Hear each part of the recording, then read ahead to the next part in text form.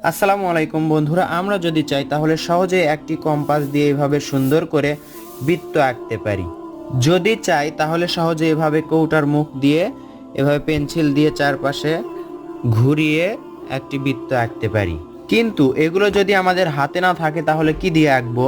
বৃত্ত আঁকার জিনিসপত্র না থাকলেও আপনি সহজেই এভাবে বৃত্ত আঁকতে পারেন। দেখতে পাচ্ছেন এখানে একটি রাবার নিলাম, এখানে একটি পেন্সিল নিলাম, যে কোনো রাবার অথবা পেন্সিল হলেই হবে এরকম। এখন আমরা কি করব, এভাবে একটি নির্দিষ্ট জায়গায় ধরবো, ধরার পর এটা কিন্তু আমরা ঘুরাবো না। দেখতে পাচ্ছেন এইভাবে এই কাগজটাই ঘুরাবো, তাহলে সুন্দর একটি বৃত্ততে পরিণত হচ্ছে। দেখতে পাচ্ছেন এরকম। এখন যদি আমরা এখান থেকে আবার বড় বৃত্ত করতে চাই তাহলে এই পেন্সিলটা বাড়াই দিলেই কিন্তু বড় বৃত্ত হয়ে যাচ্ছে। এখানে দেখতে পাচ্ছেন খুব সহজেই নতুন একটি কৌশল আয়ত্ত করে নিলেন। এখন আমরা কি করব, এই বৃত্তটা যদি আবার ছোট করতে চাই তাহলে এইভাবে ছোট করে ধরে এইভাবে দেখতে পাচ্ছেন এটা এইভাবে ছোট বৃত্ত করব।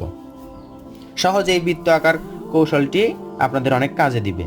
আরেকটা নিয়ম আমরা অনুশীলন করতে পারি, সেটা হচ্ছে আপনার হাতে যদি কিছুই না থাকে, এখানে দেখতে পাচ্ছেন এখানে আমি কিছুই নিইনি, শুধুমাত্র একটি পেন্সিল নিয়েছি এবং আমি বৃত্ত আঁকার জন্য আমার নখগুলো ব্যবহার করব। কিভাবে দেখুন, এইভাবে নখটা এইভাবে ঠিক এইভাবে রাখবো, এরপর পেন্সিলটা এখানে রাখবো, এভাবে ধরবো, ধরার পর এটা দেখুন এইভাবে এখানে রাখলাম।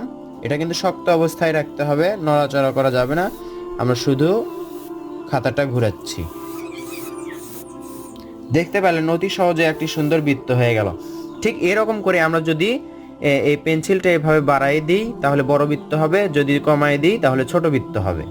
এই নিয়মেও আপনি বিভিন্ন মাপের বৃত্ত আঁকতে পারেন। দেখুন স্কেলের মাঝে এরকম করে ছিদ্র করে রেখে দিয়ে এখানে বসালাম, বসানোর পর একটি পিন দিয়ে এভাবে আটকাই নিলাম। এভাবে রেখে দিয়ে ছিদ্রর মাঝে যদি আমরা পেন্সিল দিয়ে এভাবে টেনে ঘোরাতে থাকি তাহলেই কিন্তু দেখুন সুন্দর একটি বৃত্ত হয়ে যাচ্ছে। এভাবে আপনি ছোট মাপেও করতে পারেন।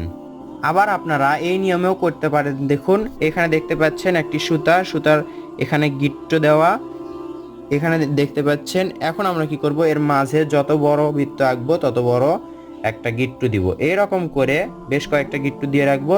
পিনটা এই অবস্থায় খাতার মাঝখানে বসে দিলাম। এরপর আমরা এটা এইভাবে রেখে দিয়ে দেখুন এভাবে ধরে, দেখুন এভাবে ধরে আমরা এইভাবে চতুর্পাশে ঘুরাবো, তাহলে কিন্তু একটি সুন্দর বৃত্ত হয়ে গেল। এখান থেকে যদি আমরা আরেকটু বড় বৃত্ত করতে চাই তাহলে দেখুন এটাতে নিতে হবে। এটাতে নিয়ে এইভাবে যদি আমি ঘুরাই তাহলে কিন্তু সুন্দর একটি বৃত্ত হচ্ছে।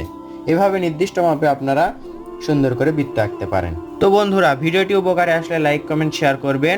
চ্যানেলটি সাবস্ক্রাইব করতে ভুলবেন না। দেখা হবে ইনশাআল্লাহ নতুন ভিডিওতে। আসসালামু আলাইকুম।